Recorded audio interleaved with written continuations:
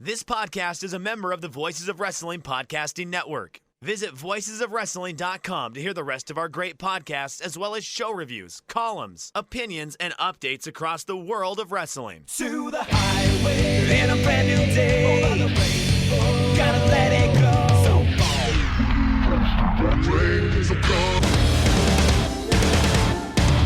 fast to finger down. Dance tonight together. He'll have me while the singing.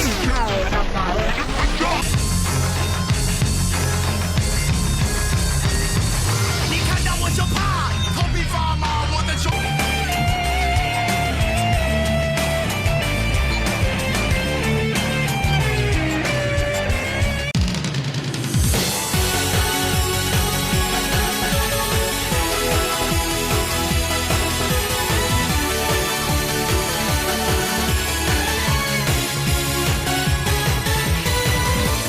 Welcome back to Open the Voice Gate, Rewind and Rewatch, episode 43, covering Bushido Code of the Warrior 2013 from the Queensboro Elks Lodge in Queens, New York on July 27, 2013. We are members of the Voices of Wrestling Podcast Network. You can find us on the Voices of Wrestling feed, or you can find us on our own podcast feed on all podcast platforms and applications. You can follow us on Twitter at Open Voice Gate. If you'd like to donate to this show, just click the link in the show notes. It'll take you to our redcircle.com landing page. You click the box that says sponsor this podcast, and you can set up a one-time or recurring donation. No obligation whatsoever, but I would like to thank all of our previous donors.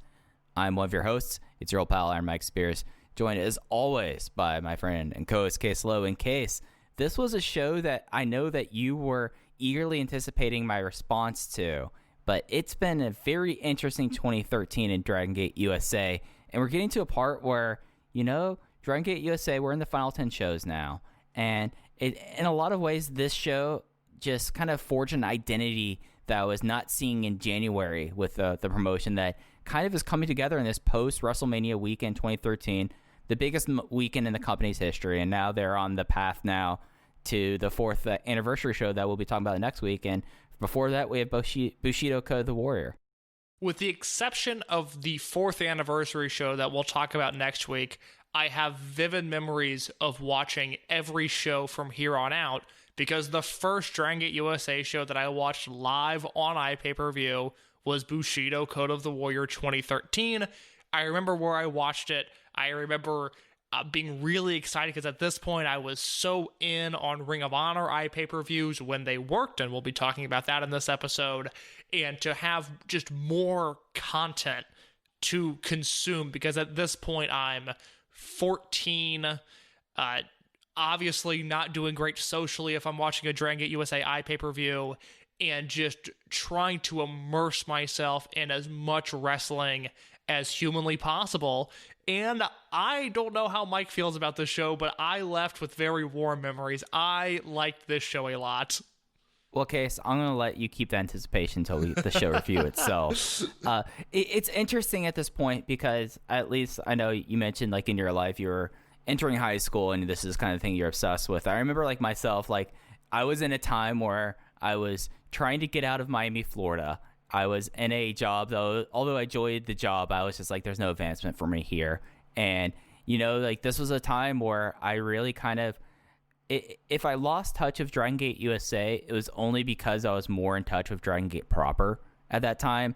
And, like this is like the real like last moments before the indie wrestling boom that would kick off and actually kind of started to kick off at WrestleMania weekend. So it's a real interesting time in the wrestling industry. And kids know that we're going to be talking a lot about some of our old favorites this week. And I know that you've tossed on something that'll be the first time we're going to be talking about on this newswire. So, okay, so let's get that underway. Yeah, we're going to start with Ring of Honor, but there's a new indie entering our timeline at this point that I really think in the context of Dragon Gate USA really has to be discussed. But we are going to start off with Ring of Honor and their iPay-per-view woes that continued on May 4th, 2013. This was the Border Wars show in Toronto, Ontario, Canada. This is another show that I remember watching live. I was very excited about this when it happened. The dark match on this show, which I'm just now noticing, I don't know who the flatliners are of Asylum and Matt Burns, but they lost to Josh Alexander and Ethan Page on that show. So that's good for Ethan Page. And then that show, you had the CNC Wrestle Factory defeat ACH and Shadarius Thomas, Roderick Strong over Mike Bennett, an I Quit match with BJ Whitmer going over on Rhett Titus. The Scum tandem of Cliff Compton and Jimmy Jacobs defeated Jay Lethal and Michael Elgin, although Kevin Steen did a run-in to replace the kayfabe injured Jay Lethal. And then your final matches on the show, Eddie Edwards defeated Pro Wrestling Noah's Taiji Ishimori. The ROH TV title was defended by Matt Taven over Mark Briscoe. Davey Richards in 17 minutes and 57 seconds defeated Paul London via shoot face stomp. Just one of the most vicious things I've ever seen. This was supposed to be Davey versus Marufuji, but Marufuji had to pull out due to injury. They got Paul London instead, and Paul London received a double stomp to the brain. And then your main event, Jay Briscoe defended the ROH World title over Adam Cole. Mike, are you watching the product at all at this time? Do you have any recollection of any of this happening? Oh, I remember the double stomp. I mean, how can't you remember like one of the more brutal things? Paul London at this phase, like real wilderness wandering period for Paul London before Lucha Underground. Even for Paul London standards, a real wilderness phase. Yeah, no, like the thing that struck me was I forgot that they were trying to get back with Noah at this time, which was, I think some of it was also being in Toronto. Toronto is one of those wrestling areas that for Ring of Honor, they always try to do really well there. And I mean, they were stuck in this old hockey arena, the Ted Reed Arena, and I believe that probably had some to do with their pay-per-view woes. But for the most part, I mean, keeping tabs of it slightly, there'd be something that would be brought up on this Bushido show that redeveloped my interest in Ring of Honor. But at this time, I mean, Jay Briscoe's title run was fine. It just was like one of those shows that like this was a big show for them, and you know, it's just constantly Ring of Honor 2 steps forward, 2 steps backing at this point. Yeah, this was a very average at best in-ring show from them. I would almost call it a below-average performance from Ring of Honor at this time period because Briscoe versus Cole did not deliver the way that you would have hoped for it to. The big match on this show was Davey versus London, and then on the TV taping as they did Roddy versus Taiji Ishimori. That was excellent. And speaking of those TV tapings, Dave talks about in The Observer when he reviews this show that attendance for Border Wars was down 300 from 1,400 in 2012 when Steen won the world title to 1,100 on this show headlined by Jay Briscoe versus Adam Cole. They once again tried to do TV tapings after the iPay-per-view, and Mike, those TV tapings drew 300 people. They had to move everyone to the hard cam just like they did in Chicago, and it was said to be a morale killer for Ring of Honor. Yeah, because the Ted Reeve Arena, and in case you're not a hockey person, that's where the Toronto Maple Leafs minor league team, the Toronto Marlies, played. So like this was like a larger venue for them, and this is like at a time that when we talk about Best in the World 2013, they had the same issue there as well. So it's just like, it's at a time that like there will be a catalyst that happens. It'll be a very clear catalyst, but Ring of Honor, if you are Sinclair Broadcasting Group, and I would never want to be Sinclair Broadcasting Group, you kind of have to wonder if this was like, yes, you're getting the free TV or you're getting the very cheap TV for your affiliates, but you look at this business and it's not sustainable whatsoever. No, and things would only get worse for them as we now fast forward to June 22nd, 2013. This was Ring of Honor Best in the World. This was in Baltimore, Maryland at the Duburn's Arena, which this might have been the last time they ran there. I know this was kind of one of Cornette's things as he wanted a home base for Ring of Honor when he took over, and they ran so many TV tapings in the Duburn's Arena. I don't remember if they ever went back there after this, but I do know that they ran an iPay-per-view with BJ Whitmer over Mike Bennett, the American Wolves over ACH and TD Thomas. Adam Cole defeated Roderick Strong by countout. I don't remember that result. I would like to know exactly what they did there.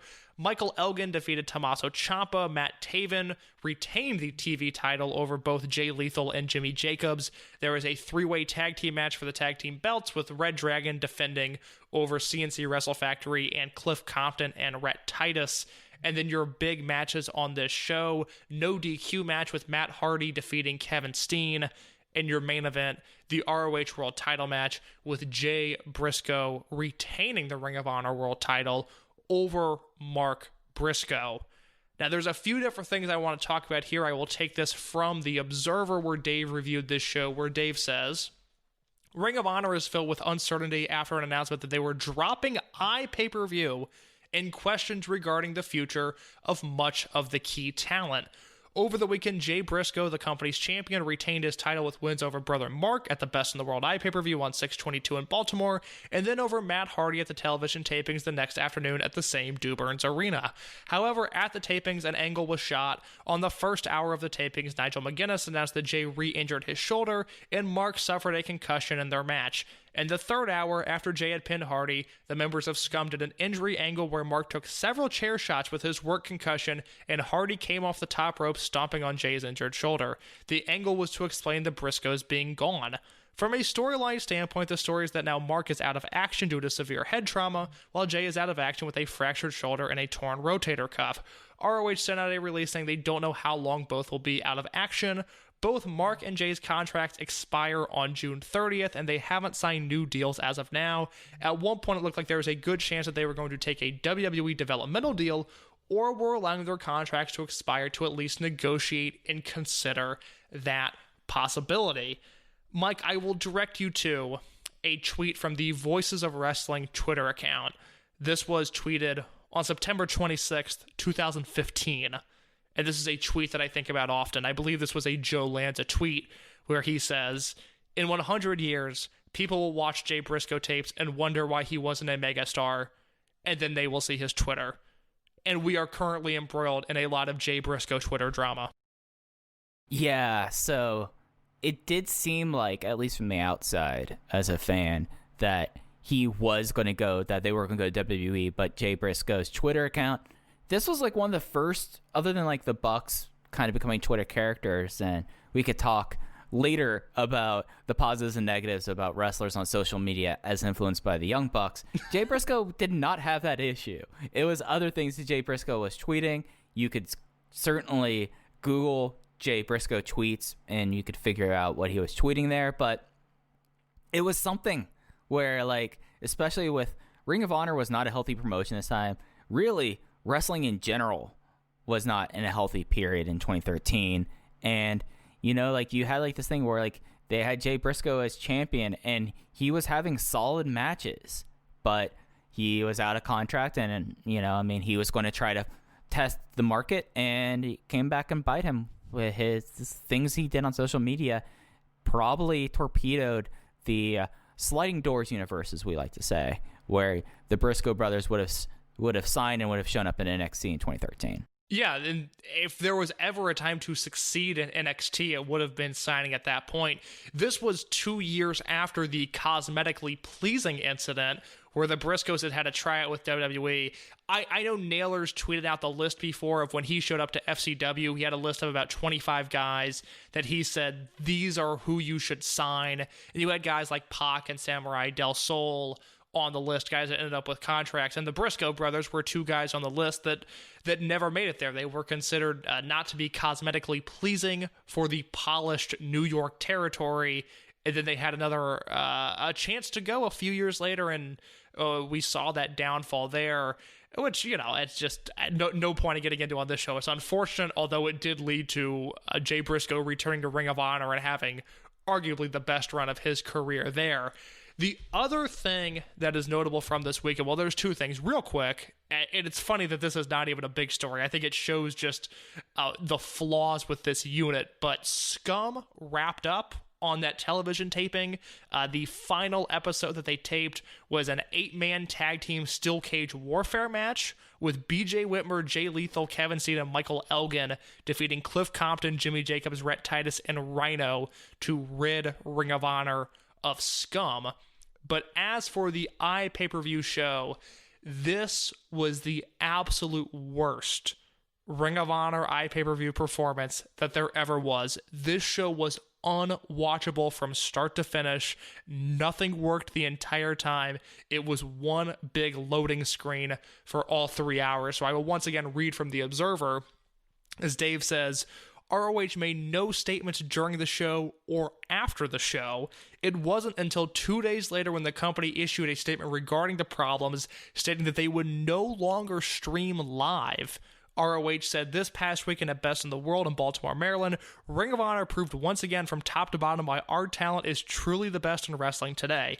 Unfortunately, there were some issues with the live iPay-per-view stream that wound up distracting from the energy and action in the ring. For this, we sincerely apologize to all fans that encountered problems. Because of how much we value the support of our fans and understand the imperfections of the live streaming technology, Best in the World will be the last iPay-per-view stream that we will be broadcasting live. All future main event shows will now be offered as a video on demand, which will allow Ring of Honor to present a flawless show and to truly depict the excellence of our product. This new policy goes into effect for Death Before Dishonor, which takes place on September 20th in Philadelphia. Mike, I will tell you right now, Death Before Dishonor was broadcast live on iPay-per-view. And it's something where we've talked about iPay-per-view issues pretty much ever since the Go Fight Live era case. Like, this has been a thing. Gabe has the WWN Live platform that he's been doing everything based off of. Ring of Honor had its own issues with Go Fight Live and their own things with this. And it's something that's now in 2021, looking back at this, it's remarkable that the technology has come in such a way that now this isn't even a consideration anymore, other than Evolve streams where you'd have the tweets from Gabe Spolsky asking us how's this stream. But this was something in Ring of Honor where everything was kind of looking like not dissimilar to when all the issues leading up to Sinclair Broadcasting buying the company. Like, Case, what would you say have been the major step forwards in Ring of Honor in the Sinclair era up until this 2013 Death Before Dishonor show? I mean, they didn't... Or Supercard of Honor, sorry. They didn't die, which I think is the biggest positive you could make. Yeah, and I'm sorry, I was referring to Best in the World. Yeah, they didn't die. They had a conglomerate now with infinite pockets, but the conglomerate, like, the production value took really late for Sinclair Broadcasting Group to see, like, okay, this is something we should actually invest money into. So I understand why they're like, this has just been a hassle, we're going to do away with it, and then 2 months later bring it back. But they have a lot of people are leaving the indies. A lot of people will be leaving Ring of Honor. Their champion looked like before he turned around and showed his ass, frankly, on Twitter. Looked like he was on the way out. Before he did a shoot heel turn? Yeah. I mean, without getting into the exact content there, again, y'all could search it. It's just not something ideal. A real blemish on the Briscoes record, because I am a big fan of their in-ring work. Right, yeah, but like, you look at this promotion, and it was something that was very clearly, like, with how wrestling was. Like, you had WWE unchallenged at the mountaintop, TNA that would make their attempts, but now they're clearly situated as number 2, and then there was a real battle for number 3 for several years, and neither Ring of Honor or Dragon Gate USA looked like that they were in necessarily a upward trajectory. And if anything, you look at, like, the last, like, 6 months of Dragon Gate USA, and it's not like, it obviously never would happen, but there could be an argument to be made that Dragon Gate USA, in some weird, perverse way, had more momentum than Ring of Honor at this time. Yeah, it's funny looking back at this now. I was thinking about that when I was putting together these notes of Ring of Honor's clearly more popular. I mean, really, the indie to watch at this point is PWG, and right. 2 weeks from now, we'll talk about a PWG show that took place that I legitimately think is the best independent wrestling show to ever take place. Like, it is my number 1 of all time. But it's weird that Dragon Gate USA was, I don't know if it was a tarnished brand. I don't know what it was, but they could not catch on in a show like this compared to a Border Wars or a Best in the World 2013, where, again, I'm watching every Ring of Honor show at this point. I started going to Ring of Honor shows in November of 2013, and the stark contrast of the first Ring of Honor show I went to, where I walk in the door and Jay Lethal and Michael Elgin are sitting at a wooden table with no Ring of Honor branding on it, doing an autograph signing, and it just it just feels like an indie show to the last Ring of Honor show I was at, which was the ROH New Japan Global War show in 2016, where I was going, oh my god, this feels like a major league production, like good for these guys. It's weird that at this point Sinclair has been involved for 2 years in Ring of Honor and their TV looks awful. That early Sinclair Ring of Honor TV is just the ugliest aesthetic of anything I've ever seen on TV. All the match cards are like brown and orange, and it just looks terrible. I hate the way that stuff looked. It's really not until this time in early 2014 where they changed the Ring of Honor logo, and I remember they added a lot of gold into their graphic packages, and it looks so much better. But yeah, this is a rough time for Ring of Honor. I don't like this product at the time. Yeah, and they would do those upgrades, but they would still have light trees. They would not buy a light truss, a light rig until much later. So like the production was always it looked dark, it looked shitty, and there was just no reason for them to invest that into it. And even though they do like these updates there, but it just was not a promotion at the point where like frankly, other than like the content, the subsidized content, bad investment at that time. I think it's just like you look at it and you're like, what does the corporate master, and again, putting everything about Sinclair Broadcast Group aside, it's not a healthy product. It's not it is a pretty poison thing, and it would take really, and we'll get into this over the next few weeks, what would start the resurgence of Ring of Honor, and that would be things that actually came from Dragon Gate USA. Well, there is a promotion that we need to talk about that we have not talked about on this show before. A promotion with no giant conglomerate backing, that because of the venue they were running in Providence, Rhode Island, kind of looked like a big deal.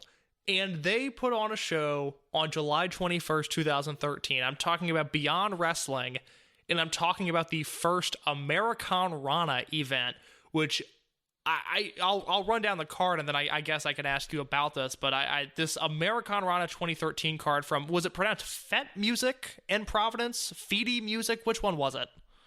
Fet. That makes more sense. So, Fet Music, Providence, Rhode Island, Beyond Wrestling, American Rana.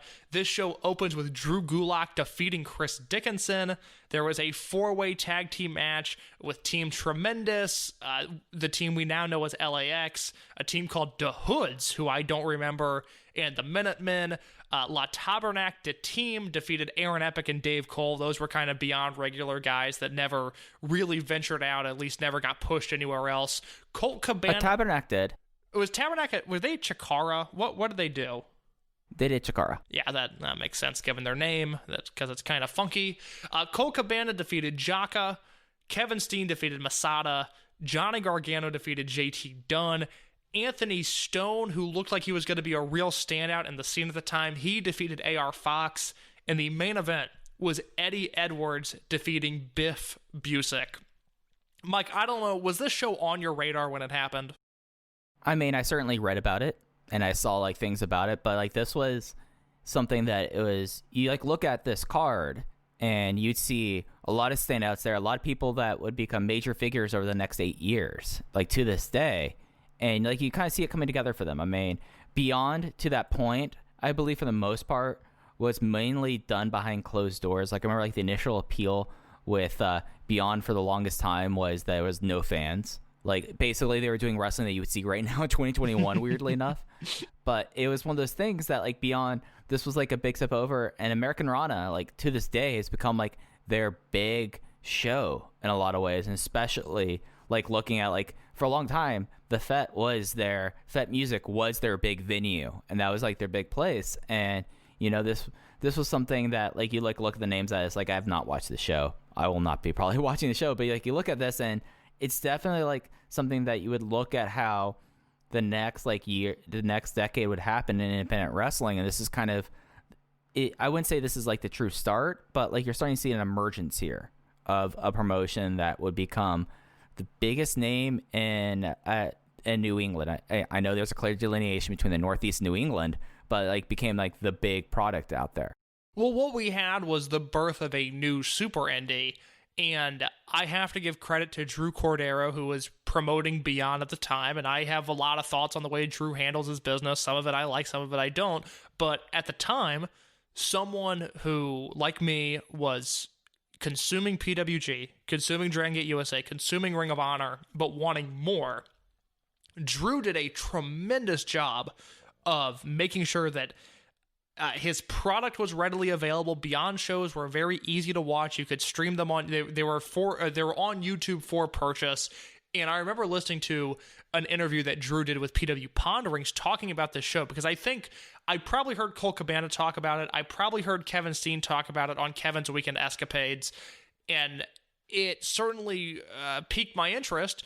And then I happened to hear an interview with Drew, because I was like, oh, that's the show that Steen and Cabana were on. And Drew does a really hard sell of the main event of Eddie Edwards versus Biff Busick, basically saying like, hey, this is the direction that wrestling is going towards. And it is something that becomes very apparent, maybe not necessarily this weekend for Dragon Gate USA, but coming up very soon. The names like Biff Busick and Drew Gulak are going to mean a whole lot to this promotion. Yeah, because Biff Busick was kind of the ace of Beyond before they had a Nese, before it was the whole thing of Joey Janela and David Starr. So, like, it's something that, like, this was, like, the major step forward. And if you look at someone like Biff Busick, who was really recently there, he was weirdly also a Chikara guy, but mostly known for CZW. Like, this was kind of like the emergence of something that would become a major force, like, way after, like by the time that we're done with the series case, Beyond Wrestling will still kind of be in its fledgling stage. But when you, like, look at modern day wrestling, I mean, Beyond is one of the major super indies that, you know, we had before the shutdown. So with that in mind, we now turn our attention to the Dragon Gate USA and Evolve universe, and we have a Newswire note from May 27th, 2013, where Gabe Sapolsky says, we can now announce that Sami Callihan has wrestled on his final Dragon Gate USA and Evolve event. He is referring to the Mercury Rising 2013 show. We want to extend a heartfelt thank you to Sami for being an important part of Dragon Gate USA and Evolve history. Callihan started at the bottom of the card and through hard work and determination became a main player in the WWN Live family. Sami first made waves by forming the DUF and entering an intense feud against AR Fox. Shortly after his feud versus Fox started, Callihan reached another turning point when he battled Fit Finlay at Evolve 9 in a bout that was voted by the fans as the 2011 Dragon Gate USA and Evolve Match of the Year. Callihan went on to give us many memorable moments, including the infamous closing of the former ECW arena at Evolve 10. His resume of great matches is at the top of the Dragon Gate USA and Evolve history, including the rematch versus Finlay at Evolve 11, a classic versus El Generico at Evolve 13, and an epic Open the Freedom Gate title match against Johnny Gargano at Evolve 18. Thanks for everything, Sami. We are sure you're headed for great success. So, Mike, we have watched every bit of Sami Callihan that exists in Dragon Gate USA. We did not watch any of the Evolve stuff. I know at this point he was tearing it up in PWG. He went out with a bang in a 60-minute Ironman match with Adam Cole at his final PWG show. Overall, we kind of talked about it at Mercury Rising, but we focused it more just on Duff as a whole. Your thoughts on Sami Callihan's run? I mean, this is easily the most I've enjoyed Sami Callihan in his entire wrestling career. Yeah. I think that I could say that pretty definitively, knowing what kind of wrestler he is now and what the career he had after he left NXT. And, you know, it's something where, like, I don't think the stuff of his that he was involved in that I did not enjoy was not because of Sami Callihan. It was because of the booking. But I think that you look at Sami Callihan and you look at, like, the departures there, like, he was someone that was really that you put on the show. Like, I remember still the match he had with Naruki Doi in Low Country in Indianapolis as, like, one of, like, the fond memories of him. But, like, whenever, like, they put him in these matches, in these situations where he could really excel, he excelled. And then the other stuff he was doing, like the Finlay match and Evolve, and then his PWG run, like, he felt like a guy that was really ascendant and was signing at the right time, or maybe a little bit before the right time, because he didn't have, like, the run as, like, the guy in a lot of ways. Callihan ends up wrestling 32 total matches for Dragon Gate USA if you include the dark matches at the first anniversary show and then at Bushido Code of the Warrior 2010 in a 7-way fray match that we did not see, but that match also had Tommaso Ciampa in it, among others.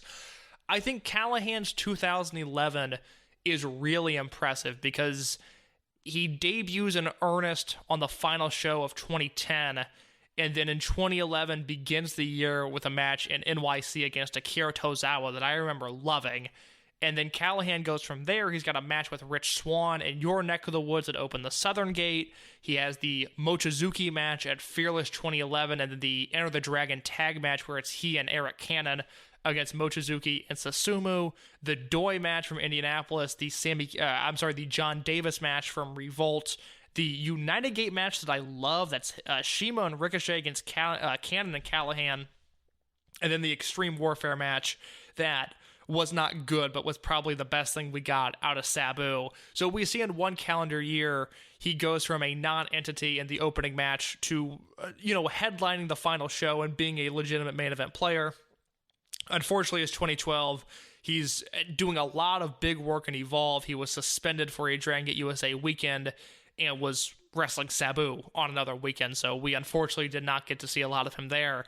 But it is a really impressive run, and I think it is one of the things that has aged well, considering what we've seen from Callahan in the time since.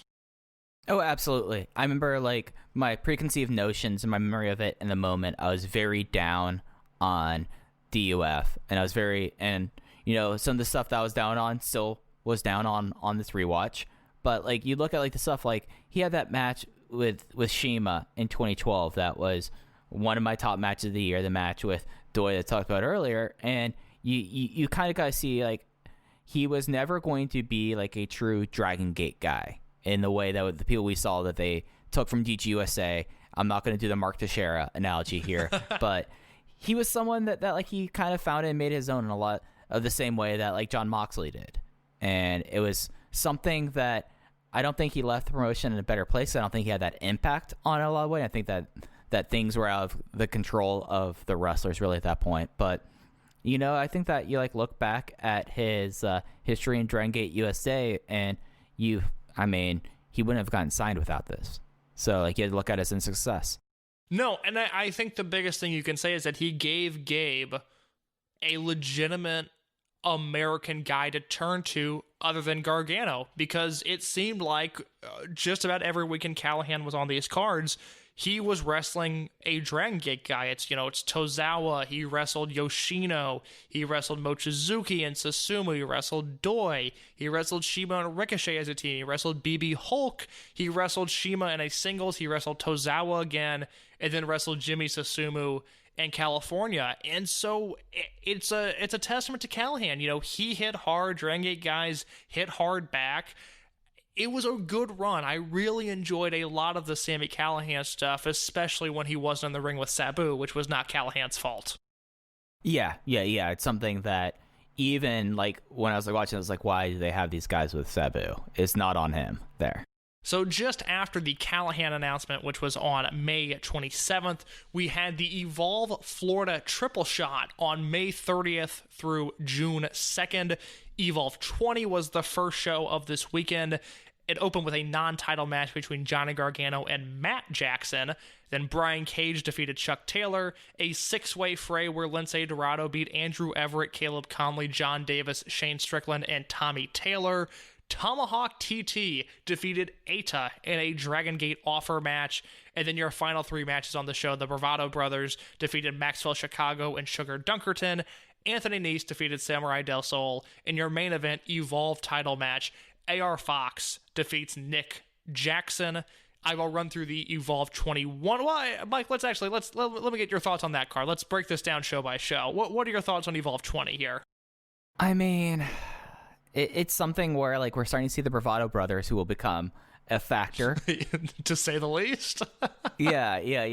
How am I going to say that? But you look at this, and it's interesting to me the people that Gabe tried out on DGUSA that quickly he realized weren't DGUSA ability in a lot of ways, and that they kind of found a role here, like Maxwell Chicago, Sugar Dunkerton. And, they kind of made that Jacksonville spot a little bit of a home base before they really moved to Tampa in a lot of ways. Yeah, I liked the Tomahawk TT versus Eita match on this show quite a bit. I actually remember when this show got uploaded to Flow Slam, I remember being excited about being able to finally see that match because there's no hard copies of these shows anywhere. They only existed digitally. And there's one minor botch, but other than that, it is a very good showcase for what they're capable of. And that would continue on to Evolve 21, the USA versus the World event from the Edge Concert Hall in Jacksonville, Florida. This had Caleb Conley defeating Tommy Taylor, Lindsay Dorado defeating Johnny Vandal, the Bravados going over on Andrew Everett and Derek Rise, who we see once again. There is a Jon Davis versus Chuck Taylor no DQ match that, despite all of the Dragon Gate USA and Evolve matches that have been pulled from YouTube, this is still on there. There will be a link in the episode description because it is worth watching. That match is so much better than it has any right to be. And then other things on this show, Anthony Nese and Brian Cage of the, Premier Athlete Adjacent brand defeat the Young Bucks. Samurai Del Sol defeats Shane Strickland. AR Fox retains the Evolve title over Eita. And then Tomahawk TT defeats Johnny Gargano, leading to a USA vs. the World tiebreaker where AR Fox and Johnny Gargano defeat Eita and Tomahawk TT. Yeah, it's something that I'm like looking at this show. I did not watch the showcase, so you probably know more about this one than I do. And you look at it, and there's a lot of like interesting decisions being made, especially the Bucks losing to Brian Cage and Anthony Nese at this point. But like, it's interesting like how much, and maybe this is another thing that like my memory wasn't exactly right about this, was I always kind of felt like that Gabe booked Tomahawk TT and Eita not a lot, but like going through these things, and especially like when we get to talk about Bushido, he gave them the ball. It just was very clear that they're on a very short time span. Yeah, I feel like Gabe, and I don't know this to be true, this is pure speculation from watching these cards. I think he looked at Tomahawk TT as a guy that he could probably headline some shows with in the future, and Eita was kind of just the flippy guy, because Eita's around for a really long time, and I don't know if Gabe ever really knows what to do with him. He gets the Evolve title match on that show, and then he's in a really big match on Evolve 22, which I'll talk about that card now. This was from Ybor City at the Orpheum, where Caleb Conley defeats Chuck Taylor, Eva Lise defeats Mia Yim, Anthony Nese goes over on Tommy Taylor, the Dos Bin Dojos Bros and Shane Strickland defeat the Bravados and Andrew Everett. Evolve title match with AR Fox going over on Lindsay Dorado. Brian Cage wins a squash over Derek Rise. Jon Davis then beats Brian Cage. And then your big two matches, Johnny Gargano retains the Open the Freedom Gate title over Samurai Del Sol. And the Open the United Gate title match where the Young Bucks defeated Eita and Tomahawk TT, which is an excellent, excellent double shot to end that show. Yeah, I'm going to have to hunt down this show. It's a really good one. It's one of those that if the Evolve library, forget now with the network capabilities, but even just in the last 5 years, if the Evolve library had been marketed with any sort of a clue, Evolve 22 would be one of those shows that people would point to, because this whole show is really, really good. Yeah, and you like look at it, and like the big question I would have, because what we'll be talking about in future weeks about the Millennials landing, is like that's the match that needs to happen. And kind of interesting that it does not happen on a DGUSA show. Yeah, one could argue it's a detriment to Dragon Gate USA that this big match did not happen for Dragon Gate USA. I think that's a sin, if you ask me. I'd write it down. I'm writing that down right now, Case. And I think you should add not doing Gargano versus Callahan and Dragon Gate USA proper as well. Yeah, those are two completely different things that they should have had. This is going in my notebook as a sin, as two sins, because you never had Gargano versus Sami Callahan when that would have been like your two, like your big American heel and your big American face. And then, the one thing I'll say, other than the biggest cardinal sin I would say in this promotion's history is not putting the belt on Akira Tozawa, is this match is a huge match, even more so in the hindsight of where these four guys' career would go. And when you do these excursions, you want to have them have like these like moments that like you're able to say like, oh yeah, they had X, Y, and Z. I mean, the big thing for Shingo was that Shingo won the ROH a tag team title or was like competing for the titles at that point. For Tozawa, it's like, wow, this guy refound his career. You don't really have that takeaway for Tomahawk and Ada. No, you don't. And Gargano versus Callahan happened on an Evolve show, but I think it would have been better suited on a Dragon Gate USA card. I think it would have made more sense. And yeah, Tomahawk, TT, and Eita, for a variety of reasons, I don't think anybody's watching the product at this time, but the talent is clearly there, and they have matches that are very, very good. The Young Bucks match at Evolve 22 being one of them. It comes out after the show that Samurai Del Sol has signed a WWE contract. So I know we just asked with Sami Callihan, or I just asked you, Mike, but your thoughts on the Samurai Del Sol run in Dragon Gate USA? Yeah, so different kind of thoughts. Whereas Callahan was probably taken a step too early, Samurai Del Sol still had the world in front of him. And as we talked about when he came into promotion, he was a hotly contested person. So, there are other NXT signings that happened way too early, but few things. Like, I would have been interested to see the Sliding Door Universe where Samurai Del Sol does not sign with WWE for another few years, because there's so much that was still left on the table. There's so much growing, because he was someone that you definitely saw grow from that match against Masato Yoshino that convinced Masato Yoshino that he didn't need to come to America anymore to his final weekend. And, it's just one of those things. Like, this one, I with Callahan, I'm like, yeah, no, that makes sense. Like Sami Callihan going to WWE at that point, like, putting aside WWE and what it means in 2021 makes sense, right? Like Sami Callihan signing, and then at that point, it's not a bad decision there. But Samurai Del Sol, he didn't even do Japan. They would have loved him in Japan, and it's just one of those things that, like, and I know we talked about it, but imagine Samurai Del Sol and the Millennials. That probably was on the table at one point. He's been in the WWE for almost 8 years now. Insane. It's insane. And it's, there was, I would argue, because I'll count Gabe in this, kind of a three-way bidding war with Del Sol, because, again, he was desperately wanted by AAA at the time and could have been a major act in Mexico.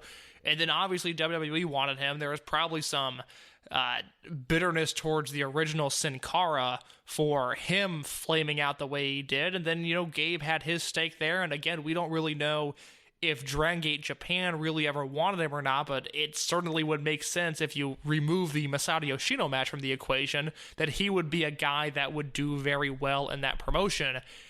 It just sucks that, it's his entire career, and I don't ever anticipate him leaving, and if he does, he'll probably, and rightfully so, cash in on Northeast Wrestling and those types of deals. But 2013 is when he signs. That is hard to believe. It's just kind of heartbreaking in a way, because I don't think I'm being hyperbolic when I say, like, he is someone who could have had the wrestling world in his hands. Oh, completely. Like, in his grip. And, I am certain he's made a lot of money. I am certain that, it's something where in 2021, I've never talked to Samurai Del Sol or Calistico. I don't know anyone who has. I don't know if there's any frustration there, but it seems like that was a decision he didn't regret. But as a fan, I just look at the opportunities that could have been there, and it just makes you just kind of bitter in a way. So finally, we have our final three Newswire notes. I'll run through these quickly. June 10th, Gabe announces that it is official that Dragon Gate USA will be heading back to Queens at the Elks Lodge and the Manhattan, New York Highline Ballroom. I only note this because when we were doing timelines in 2010 and 2011, Gabe would be booking months out for Dragon Gate USA, where you would have the October announcement in seemingly June or July, if not a little bit sooner. Here it is a month and a half before the show takes place that Gabe is confirming dates for Dragon Gate USA, which I just find to be anecdotal. And then on July 19th, Gabe says in a Newswire, Trent Beretta was on TNA Destination X last night under the name Greg Marichulo, while Jigsaw wrestled on the show under the name Rubix. Both are scheduled for the Dragon Gate USA events in Queens and Manhattan. Before the rumors get started, we want to let you know that their TNA appearances will have no effect on their current or future Dragon Gate USA and Evolve bookings. They will not use their TNA names in Dragon Gate USA or Evolve. And then finally, the big one, July 25th, after a naming contest to name the gimmick match, which I did not remember, we finally had a name for the main event of our Bushido Code of the Warrior 2013 main event, the Gateway to Heaven match, which is, do you want me to describe the rules now or when we talk about the match? Yeah, let's get into it now. It's funny. It is, there's a YouTube video where Gabe creates a little hype package to break down all of the rules, but I think it's pretty simple. It's a 2 out of 3 falls match. The first fall, strict tag rules are enforced, with 1 referee in the ring and 1 on the outside. Second fall is Dragon Gate rules, and the third fall, tables, ladders, and chairs are legal. If a team were to win the first 2 falls, they would be able to then choose any match of their liking for a future Dragon Gate USA event. So these rules change, right? Because on the pay-per-view, we'll get into what they say in the pay-per-view, because the pay-per-view was the clean sweep. You had to win all 3 falls, right? Oh, maybe that's it. I could have just transcribed that incorrectly. Oh, that's fine. That's fine. And I'll say this: if we're gonna go from 1 to stable shootout, this is probably closer to 1. Oh yeah, no, this is. I'll talk about it when we talk about the match. I don't have an issue with the Gateway to Heaven. Yep. But yeah, it's interesting because like you talk about how he booked things out in advance and how he made a very big point of doing so. And of course, then also initially when he was booking things out in advance, he had a pay-per-view provider he had to be concerned about, and it was something that he made a big point of. Like he talked about, like, we make sure these things in advance. We're going to do so many events here. And now it's 45 days out, more or less, than he's announcing things. And it's just kind of like, look at this. And you're like, this isn't a time where I think Gabe is disengaged, because there's definitely a program here where I feel like that it is his cup of tea and involves someone that he's always engaged with how he's booking. But it does seem like an approach that it does kind of feel like Evolve now is getting the better run of it, other than Johnny Gargano. 100%. So it's interesting. It's an interesting set of notes, I would say. Yeah, no, there's just a lot going on in wrestling right now. We spent a lot of time on that timeline, but I think going forward, it's important to contextualize what the wrestling world is doing while Dragon Gate USA is slowly decaying. Exactly, and I think with that, it's time for us to get into the show itself. Let's do it. All right, so as I said at the top, this is Bushido Code of the Warrior 2013. It's from the Elks Lodge in Queens, New York on July 27th, 2013. And we open up to the ring where Rich Swann is singing a cappella all night long. He's coming out in his Worldwide International t-shirt that I completely forgot was a thing, that says on the front in very big letters, "Please watch my back." Only thing on his mind, however, is Johnny Gargano. He wants to fight him right here, right now. Brandon Tully comes out. You can't hear Brandon Tully on the microphone, but luckily Lenny Leonard is there to let us know that Johnny Gargano is not ready, and he has to stretch it out before the match. Yeah, Gabe was clearly in the talent development phase of making Johnny Gargano a TV-ready wrestler, and so while I would love to just be able to turn on Dragon Gate USA and be able to watch great matches, I understand that that's not what Gabe was going for at this point, and like you said, he's putting a special amount of care into Gargano at this point, and I get it. Yeah.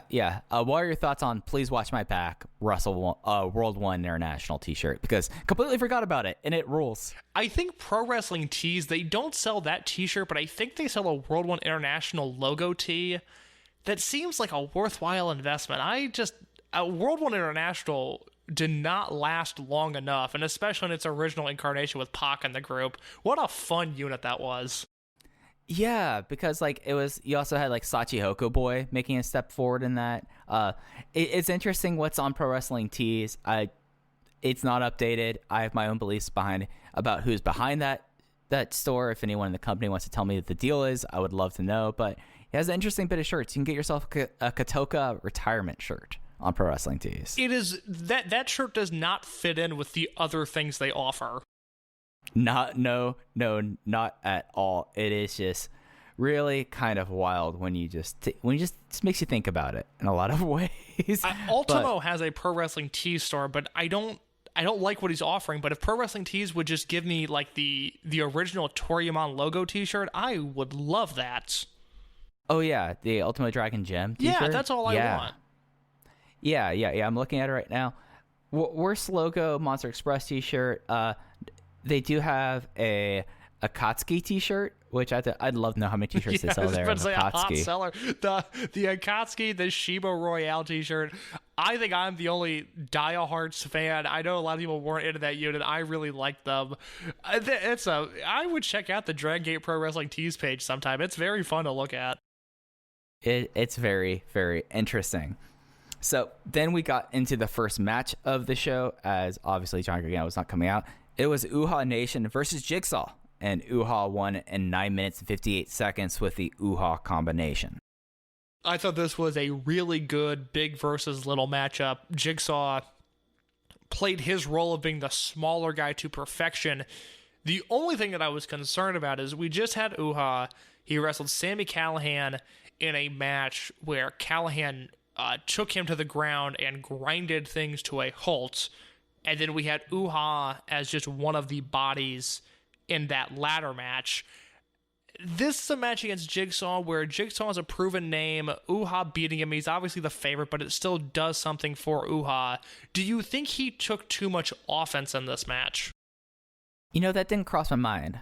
My big takeaway from this match was there's a definite, upgrade in Uhaa. Uhaa definitely has made a step forward when he had that most recent tour in Dragon Gate Japan. That was my big takeaway. I totally get, your concerns about it, especially with, how Uhaa was kind of treated on WrestleMania weekend, but I kind of came away with this going oh, Uhaa and Jigsaw, that's a match you can throw out on any show and it'd be a solid opener. I thought this was all in all just solid. Yeah, no, nice little match. I know, I remember at the time Gabe tweeting about how excited he was to have Uhaa back in the fold, and watching the show live, it would have been my first time seeing Uhaa because I'm just about to start following Dragon Gate in Japan in real time. I think at this point, I'd probably seen some matches on YouTube, but they would have been CIMA versus Mochizuki from the end of 2004 was a match that I know was circulated pretty well at the time. It just would have been whatever the hits were and nothing of the current realm. So this was my first time seeing Uhaa, and I remember being very impressed by him. And it's kind of impossible not to be. Yeah, completely.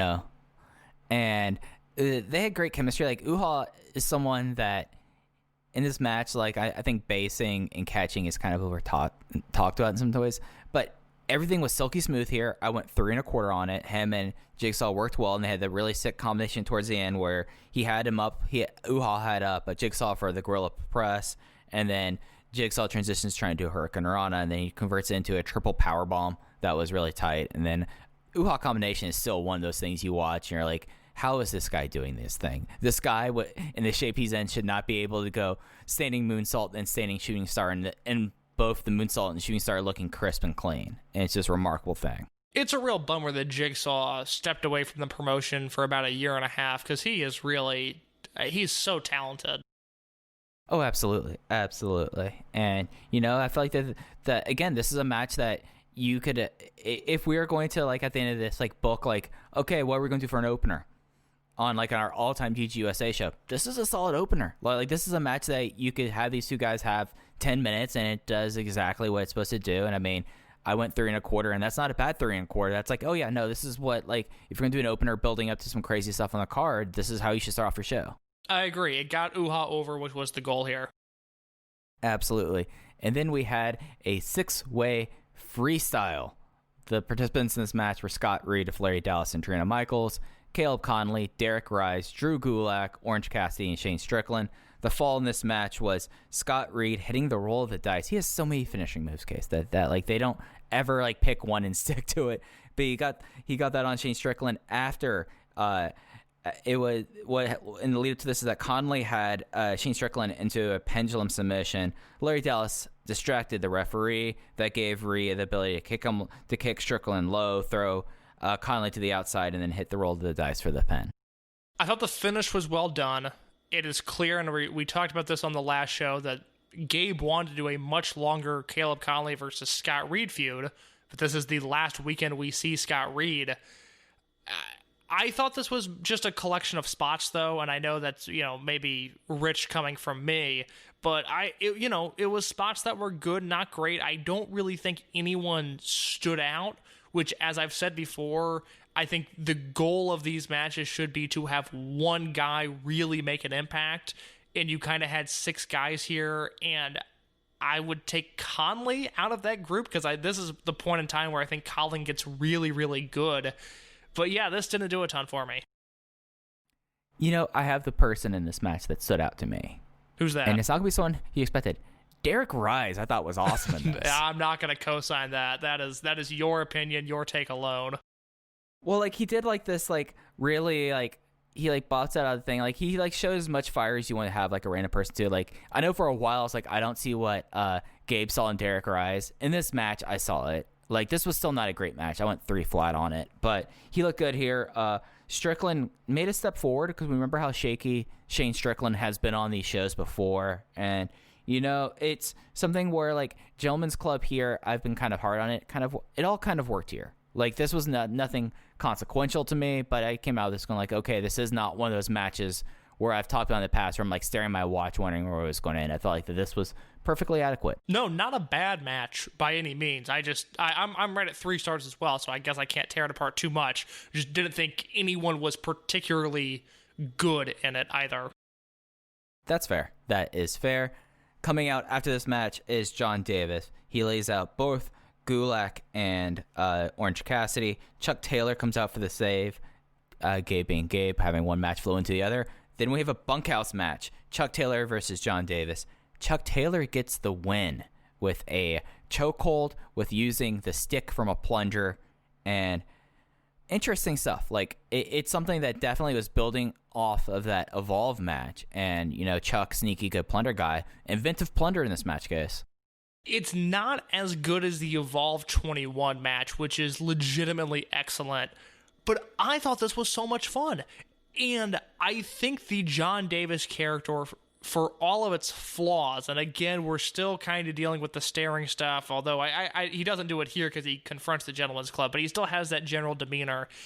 I still have issues with that, but I also have to wonder if he would have turned on the Gentleman's Club instead of turning on Gargano when he turned heel, where now you get a very clear, these guys just want to have fun versus Jon Davis who just wants to hurt people. If that character would have gotten over to a larger degree, because I really like the dichotomy between the Gentleman's Club and Jon Davis, and I also just happen to think that this match was just a ton of fun. I went 3 3/4 on it and flirted with going 4 just because I just had a ball watching this. Yeah, I went 3.5 stars on this. This was a whole lot of fun. They really were able to use different plunder, especially knowing that there would be a TLC match later. So you weren't going to use chairs and ladders and tables here. So you had stuff they used a sawhorse for a lot of it. They used a plunger. Chuck Taylor attacked Jon Davis trying to shove a water bottle into the eye. So it had a different kind of brutality that really came across really well. There was this really cool springboard Falcon Arrow here. And even divorce of context, I know that I'm someone that I feel out of the two of us, I'm more hard about the Jon Davis character, but having Jon Davis come out here and doing a plunder match of Chuck Taylor and then having this big thing about serious Chuck Taylor came across really effective to me. I really enjoyed this. There's a spot where, again, they're using a plunger with the plunge end broken off of it, so it's kind of like a jagged piece of wood, and Taylor is laying on his back, and Davis stands over him and puts the jagged edge on what was supposed to be his eye, and then hits it with I don't know if he had I think he had a pan or something, and he hit the plunger into Taylor's eye, and it was such a vicious spot. The issue that I have, because I loved it so much, but then he did it again, and it was kind of like the equivalent of when a wrestler gets a great chop in and it makes a great sound and the crowd reacts to it, and then they do a second chop that isn't as good and it takes away from it. I wish Davis just would have done that spot once, because it looked really vicious in a legitimate kind of way where it wasn't a deathmatch spot, but it wasn't just a chair across the back. It was a move that looked deadly. And then he did it again. I was like, oh, well, it can't be that bad then. But the first one looked like it killed Taylor, and then he came back and ended up choking Davis out. And this was a win all around. This is the best Jon Davis has looked in a very long time. Oh, absolutely. I'm complete agreement with you. It's something where if this was a thing where he went to Evolve and had this feud with Chuck Taylor and they brought it to DGUSA, I totally would have been on board with that. Like, 'cause this was a blast. Yeah, it's nice that we're still finding greatness in Jon Davis. I think when we eventually wrap this project up, he's going to be someone that we're going to have an extended conversation about and just what we think he did well and didn't do well. But it's nice to know in the summer of 2013, he's still delivering it kind of like he did in all of 2011. Absolutely. And then Gabe flowing things together. Gargano comes out, talks about being a main eventer, and then he talks about as a main eventer, he has to stall his stretch because he wants to have the best performance possible as he is the hero of the DGUSA audience. He calls out Chuck Taylor. He calls out Rich Swann here. Rich comes out and wants to attack.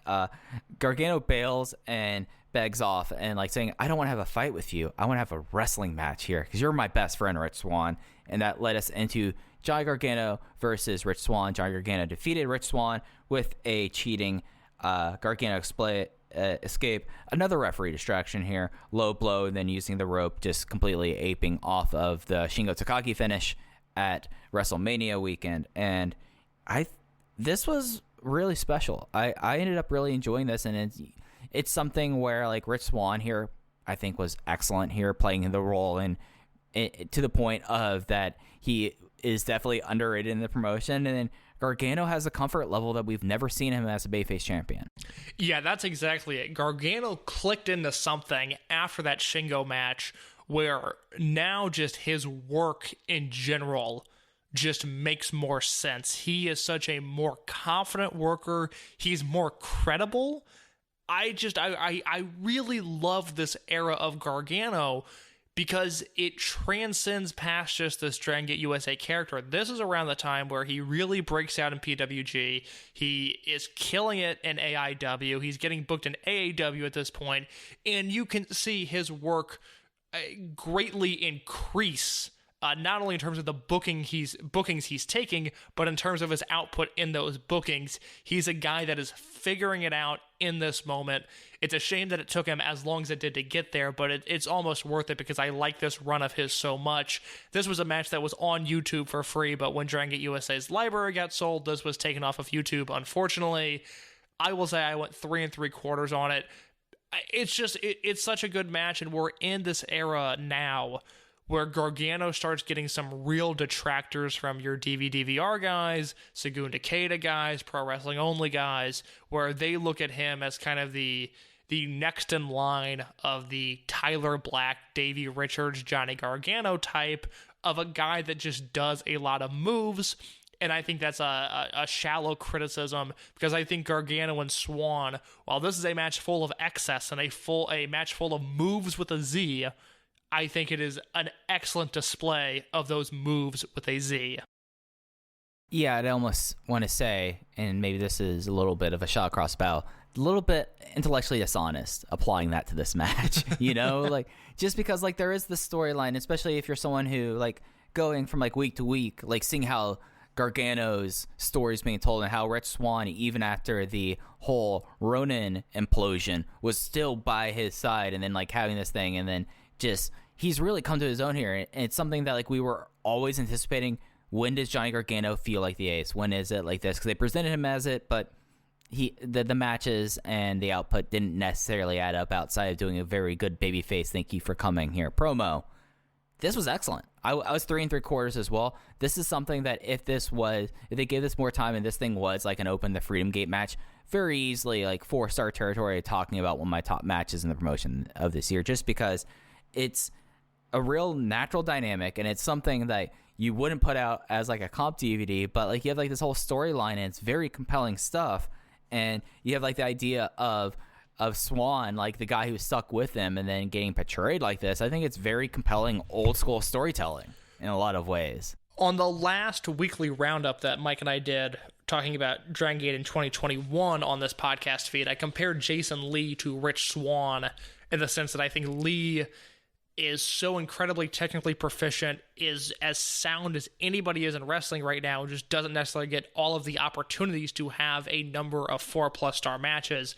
And this is the era where Rich Swann is he's almost like a great TV worker that just happens to be on the indies, where if you needed that 3.5-star match in the middle of your card, Rich Swann was the guy to turn to, and this was just a greater elevation of that. But I am so in love with Swann in this era. I think he is so good, and one of those guys that's historically underrated for kind of always being maybe in the wrong place at the wrong time. I feel like we've kind of seen one of the worst versions of Swann's career if you run it 100 times, because I think he's supremely talented.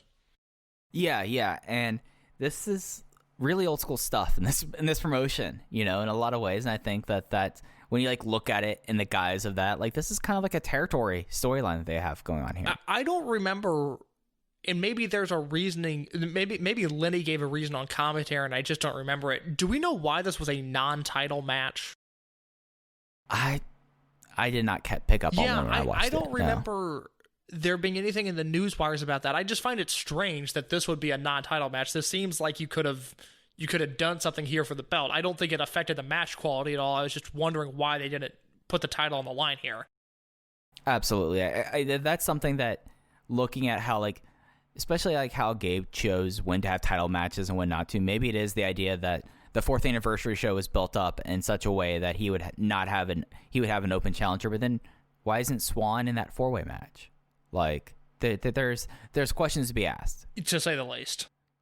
Yep. And then that was the intermission break. We came back with Trent Beretta. On Cage Match, he's listed as Trent, but he is called Trent Beretta, not Greg Marlashulo. And he defeats Ada with the crunchy in 12 minutes and 57 seconds. Look, I thought this was awesome. Trent could have worked Dragon Gate easily, and we're about to hit the point where I just remember as a fan thinking the Premier Athlete brand is going to go to Japan. We're going to get Conley, Trent, and Anthony Nese in Japan, and it's going to be great. Obviously, that never happens, but we are looking at a night and day difference from Trent at WrestleMania weekend compared to Trent on this show, because in the gap between then and now, he was working FIP, which you can roll your eyes at or laugh at, but he was really good in FIP and was working with guys like Rich Swann, who there's a match coming up in between the next set of shows and now, where Trent and Swann have a match in FIP that's like a 4.5-star match that maybe 30 people have seen, because I don't think a lot of people were watching FIP in 2013 or ever, to be fair. But the other thing Trent does is he works at Best of the Super Juniors tournament, and I think that fully got whatever WWE rust was there out of his system. And it's not even necessarily the rust, I mean, he was signed so early to WWE. He was one of the youngest signees they had. And he kind of was stick in the system pre-NXT, working in Deep South and in FCW, and then he hits the Indies, and he wasn't someone that I really had much thoughts about before, but then he's really coming out here and performing, and him and Ada had instant chemistry. It was something that was kind of remarkable. This was also another kind of big little match, with a real brutal turnbuckle bomb by Trent onto Ada, and then there was an insane camera angle between the ropes as Ada did this in between the ropes tope con hilo that went right into the crowd. Davey Richards would have been proud. And just was a really solid match to not overstay its welcome. We've talked about good 3.5-star matches and bad 3.5-star matches. This is a good 3.5-star match. I'm right at 3.5 as well. And the spot that I will take away from this is Ada's never really done Sasuke specials, so I don't know what he was going for, but he kind of is looking to go and cartwheel over the ropes, and I think he wanted to end up doing a Hurricane Rana. I don't know what he was trying, but he got caught up in the ropes, and so Trent just took him and powerbombed him viciously onto the apron. It was such a nasty spot that got such a great reaction out of me that, oh my God, I loved it. A very, very fun 3.5-star match. Absolutely. And then we went into another kind of special challenge. I'm surprised Gabe didn't call these special challenge matches, because they kind of were. But doesn't this card feel fresh? Eita versus Trent is a nice little match. Taylor versus Davis, even though those guys have been around for a while, that's something different. Gargano and Swann is a first-time ever match, and then you have a new guy in the fold in Nese against Akira Tozawa. Yeah. This is a sleeper great DGUSA really card. Is. I held off my thoughts before we got into this, but as I was watching this, I don't have a match here below 3 stars. And that's very rare for me in DGUSA, where I've gone a lot lower on things than you have, Kids. But I love this show. This show is a blast. Yeah, in Tozawa versus Nese, my assumption is, given the timeline, that this got Anthony Nese his tour of Japan because Anthony Nese was awesome in this match. So, Case, my exact note I have in my notebook for this, it's clear why Nese got a tour out of this. I think I have in my notes, Nese probably got booked immediately after he did his flop dive on Tozawa, because that was just, that's the kind of thing that the Dragon Gate office was looking for from guys at the time. I mean, I imagine that CIMA immediately pulled Gabe after the show and asked him if he could watch this clip over and over again. He asked, how many abs does that guy have, and does he have a passport? And he ended up dead. We'll talk about that in a few weeks. So Anthony Nese defeats Akira Tozawa clean with 450 splash. I went 4.25 stars, and given how this year is, this will be on my top 10 list. Just an absolute blast. Nese is showing out all throughout here. And again, you see a Nese get this big thing against the most popular guy in the company, Akira Tozawa, and you look at how Nese has been booked since the Premier Athlete brand has become a thing, and he comes off like an absolute star here, and it's something that it would have been real interesting to see, like the alternative timeline, if Nese would have been a DGUSA champion, because he definitely at this moment feels like he's on that trajectory. Yeah, my big complaint about this match is nothing that had to do with the work. I was 4 stars on the dot, thought it was just really well worked. Nese is so exciting, and I've never really been an Anthony Nese guy. My take on him has always been that he is actually perfect in the position he's in right now, albeit maybe a little under push there, but he's always been a guy to me that has done his best work in the WWE system, whether it's because they help him put together his matches or the expected work rate is just a little bit lower. I've always really liked Nese in the 205 Live system, whereas on the indies, there would be times like he never felt like a PWG guy. He never really fit in there. But this match, he has everything going for him. It's a great match with Tozawa. The issue is that they cut to a camera on the floor at some point, and the Dragon Gate USA ring apron is kind of on the apron, kind of not, and you just see the bottom of the ring exposed. And it's not that the American Legion Hall in Reseda is any sort of classy venue, or that Fete Music is Madison Square Garden, or that even just the Ring of Honor system with all of its flaws and production woes, you can criticize that. But to have the ring apron just looking just as awful as it did, coming out of intermission no less, could nobody have fixed that? Like, why does everything on Dragon Gate USA shows look like shit? Because the product is so good, and I really think that matters when you're trying to attract more eyeballs. If the product was hot, this wouldn't matter, but the product isn't hot, and something like that looks lazy, and it annoys me as a viewer because I've got to watch this great match in a ring that looks no safer than something that Ian Rodden would contract. And No, I follow you there, Kaz. Yeah, I don't know what word I was trying to say at the end. You know what I mean, though. Yeah, and it's something that, like, since the start of the promotion, Gabe was like, look at how great our ring canvas is. Look at the pads. And then he cheaped out, because this is the same thing that I've noticed a lot on these shows, and I've turned off my Type A brain a little bit, Kaz. So I'm glad you're with me on this. The fact that he basically used broadcast or like promotion banners as ring aprons is such a fucking low rent thing. And you know I try not to curse on these shows. I know you try to. It is so shindy is when we've talked about like who is number 3 in the country. Ring of Honor never had ring apron issues, and they always had things that looked like a legitimate ring apron. But Gabe always does this, and this is something that happened even through like Evolve, where like he would cheap out on things like this. That's like when he talks about wanting to offer like a premier product, and you want to have like a supreme like fan experience. You go there and like, oh, you have this, like, basically, essentially, a graphically printed tarp that falls off the ring that you don't care enough to, like, get it grommeted so you could strap it to it, so you could, like, string the rope around it so it sticks up. And even if you're going to go cheap out on this way, and you have something like this that becomes a detractment in a match that I think is excellent, is really you don't deserve to be the number 3 promotion in the country when you're doing stuff like that. Like, in 2021... as much as a lot of a way a toxic brand Impact / TNA Wrestling is, do you think that they would ever like have an issue like this?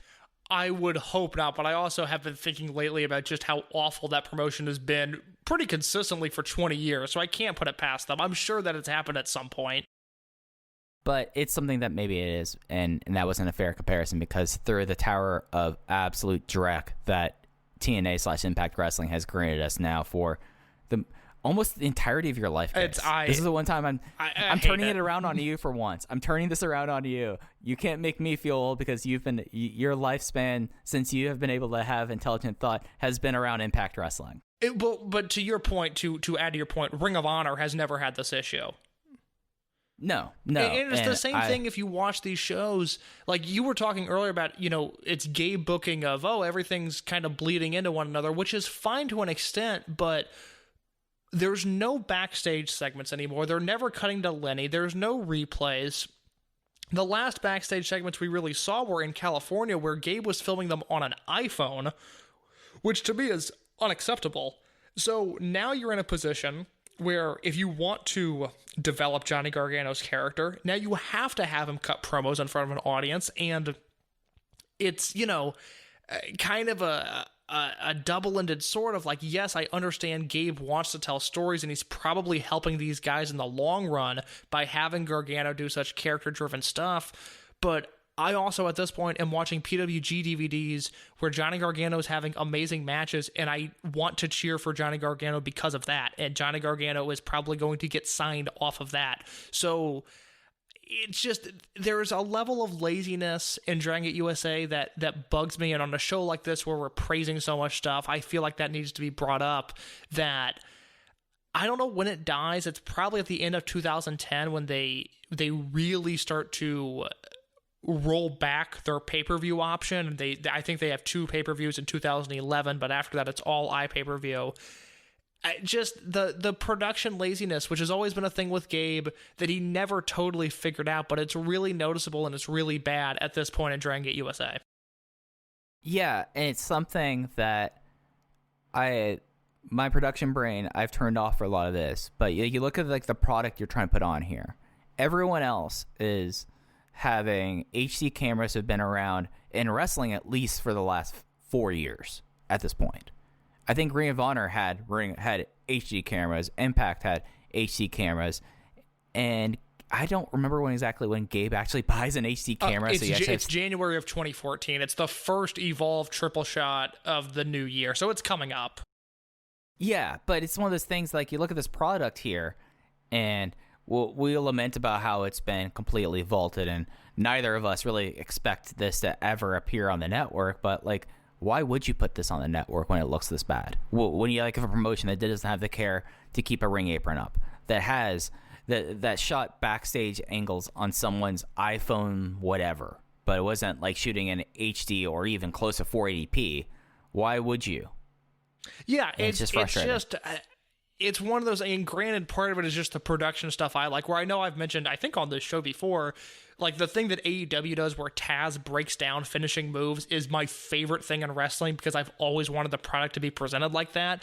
I'm not saying Gabe needs to reinvent the wheel, but you can tell he just stopped caring. And a knock that I have on Gabe, for as much as I like him and for as much as I think people dogpile on him too much, you can always tell when Gabe is truly invested, like in Ring of Honor in 2005 and 2006, or Evolve in 2016, and you can tell when Gabe kind of has one foot out the door, like Ring of Honor in 2008 or Dragon Gate USA in 2013.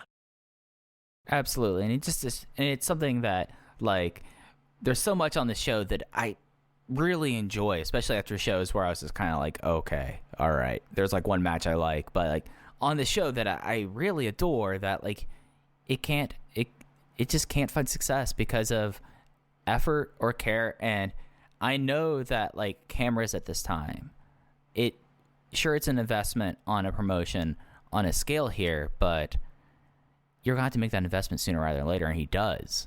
And it's just one of those things. Like imagine if there was care being put into Dragon Gate USA at this time with this match. Like imagine what trajectory that could have been, like, and that's even taking like the whole pay-per-view issues that they would have out the window. Like if there was a modicum of care more so than caring about Johnny Gargano.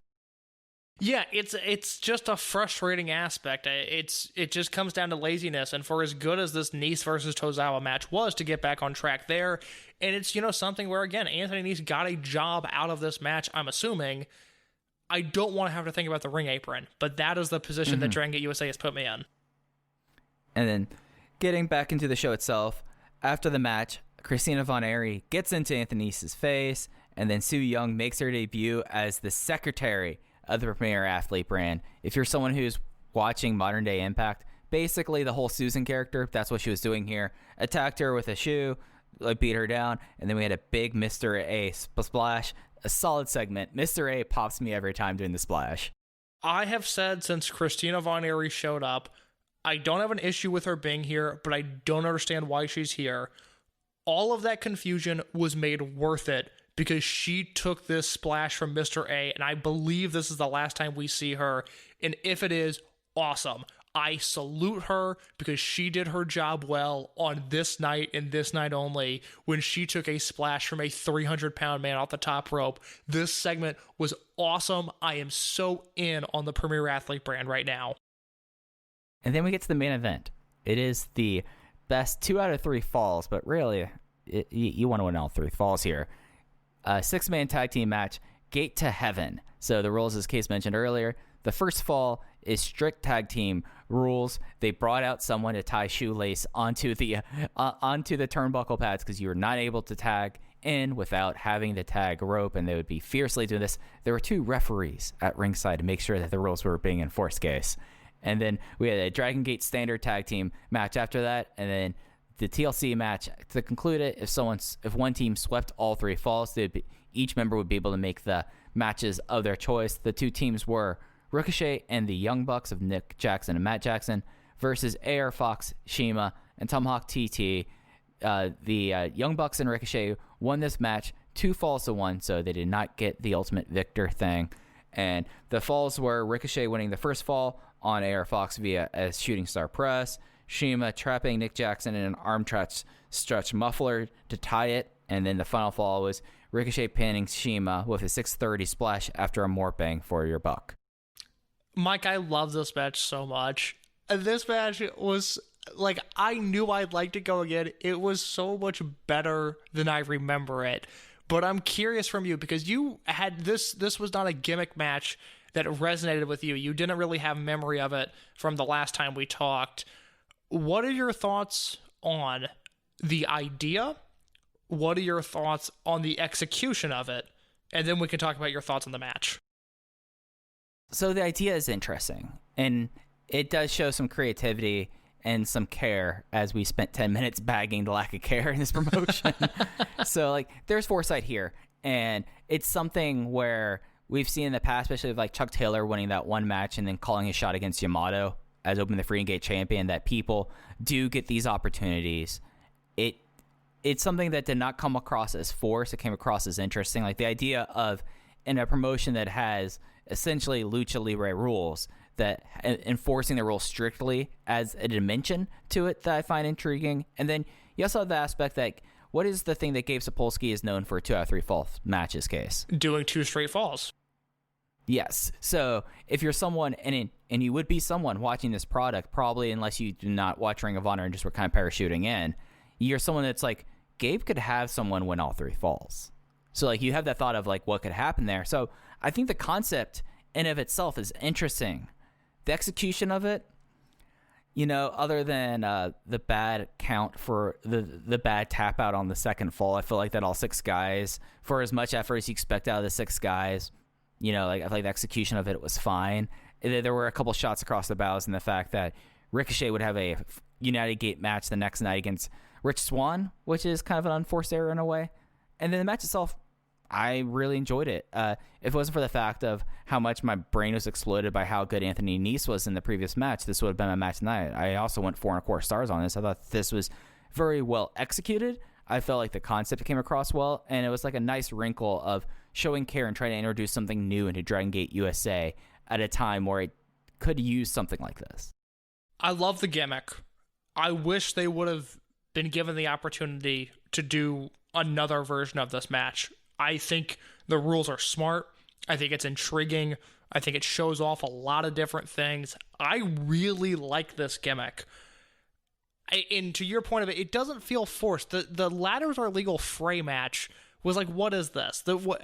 Who's getting over from this? This doesn't really benefit anybody.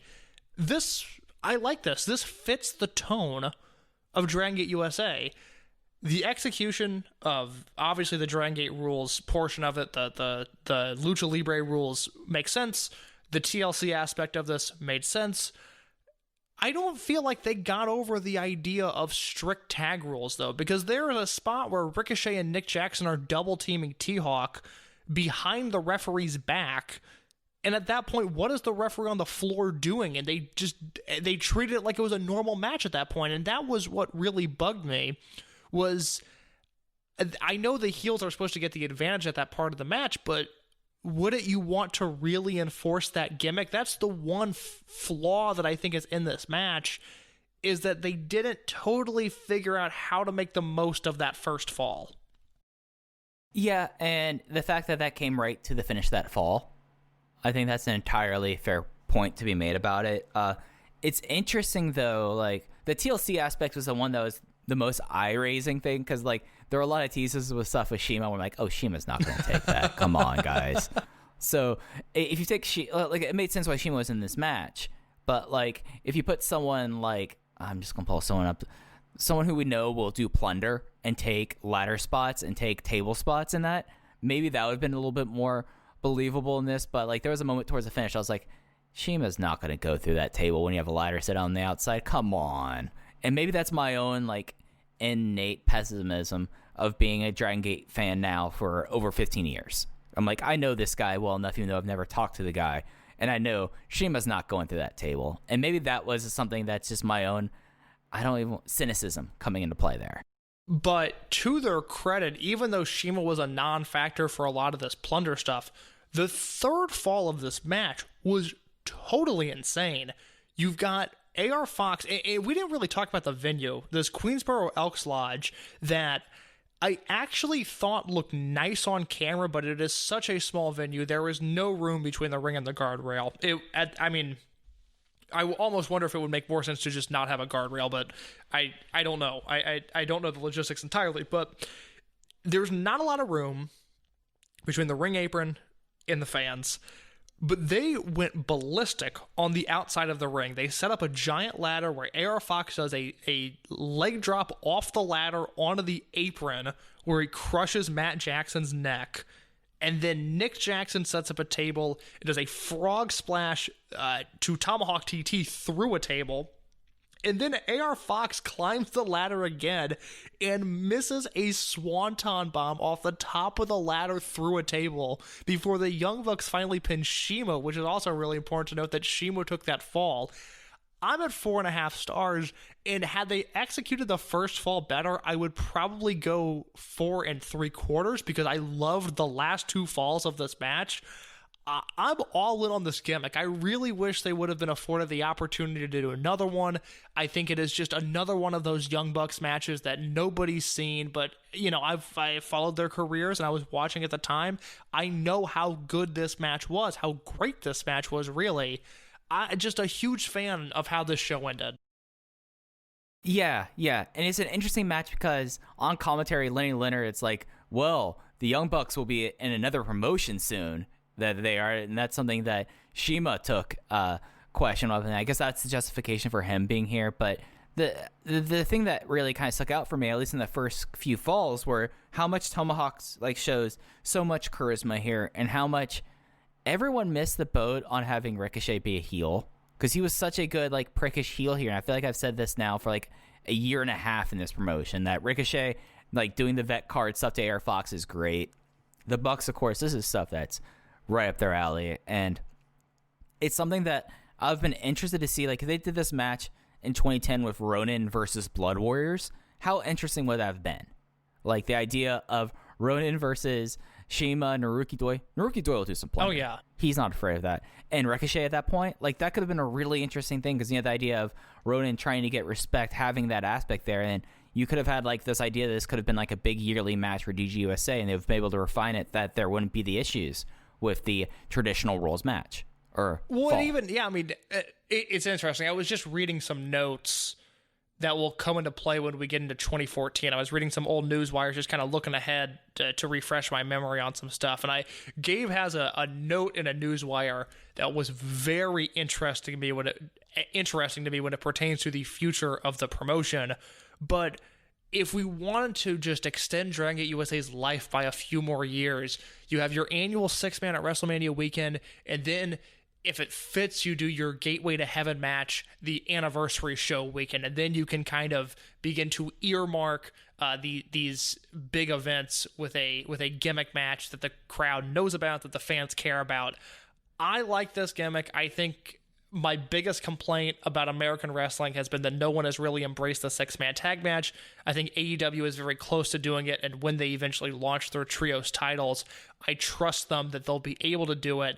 And that eventually, if you care enough about 6-man matches and your crowd is invested, you can kind of steal a concept like this. I really think there's something to this gimmick. And I hope a promotion, at least, and I know indie promoters aren't watching anything but 1998 Raws at this point, but if anyone had their finger on the pulse, I would be looking at this and trying to adopt it to my promotion, because I really, really like this kind of match. Yeah, I went 4 1/4, and like my only frustration really was how that second fall was ruined by the bad tap out there. But it just was a blast, and it gave a breath of fresh air in a promotion that really was trying to grab onto anything that would give them some sort of momentum. And it's something that, like, we talked about, had no memory of this.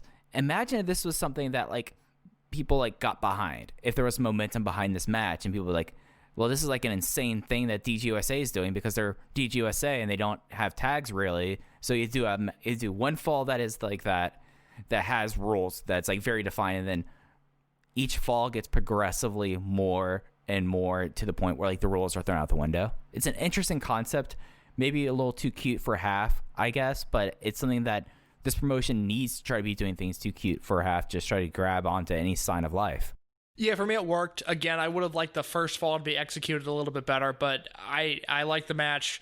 I like this show. I'm very, very happy with this, and it's just one of those things, you scratch your head and you go, is it a booking thing? Is it a production thing? Is it just the brand at this point that people don't care about? But we've seen, what has it been now, 6 shows in 2013. I think the California shows were not offensive. At times they were just okay, but they weren't offensive. 2 great shows in New Jersey, and now this one, and no one cares. Yeah, like they're trying to do whatever they can, and no one cares. And maybe it's past the point of redemption at this point. I think that will become very apparent on the next set of shows, but we still have to get to the 4th anniversary show. This is the final show in the program that I have not seen before. I'll be going into this as a new viewer from the Highline Ballroom in Manhattan, New York City.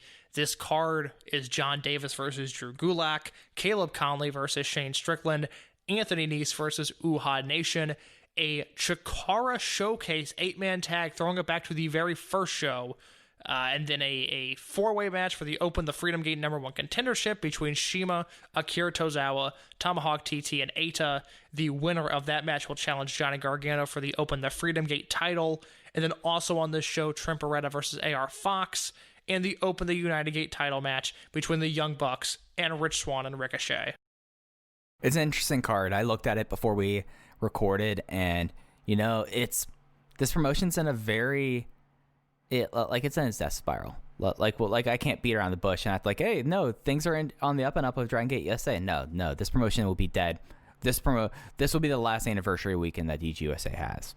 Like I know I've been kind of cute with that kind of stuff, but like we're in the final stretch here. But they still had interesting stuff that they're willing to put on, guys. Well, we've spent a lot of time when a Callahan or a Del Sol or a Moxley or a Pac leaves the promotion. I do like kind of recapping their time in Dragon Gate USA, and if you look at this show, there is so much talent that we never see again. Yeah. Especially if you look at this show to the Fearless and Freedom Fight 2013 shows, and we'll get more in depth to it there. I mean, big changes are afoot, not necessarily for the better. I mean, just like looking at the foreign talent and the Japanese talent, we'll be saying a lot of goodbyes next week. It's unfortunate, Mike, but that is Dragon Gate USA, and they are unfortunate. They are unfortunate, but fortunately, Case, we still have 7 more Dragon Gate USA shows to talk about. Oh, boy. So we're getting to the final stretch. Things are going to get really wet and wild here, guys. Like, I looked through the Fearless show just to look ahead a little bit, and boy, we're going to get a collection of names out ahead of us. I was curious to see if you were going to recognize a name on those shows, and I already know who you're talking about. Exactly. That's going to do it here for Rewind and Rewatch. Thank you all again for sticking with us as we are now rapidly coming into the conclusion of Dragon Gate USA. You can follow Case at _InnerCase. You can follow me at Fujiheya. You can follow the podcast at Open Voice Gate. Case, anything else you want to hit on before we get out of here? Nope, that's it. All right, so that'll do it for us until next time. Thank you for listening to Open Voice Gate. Take care.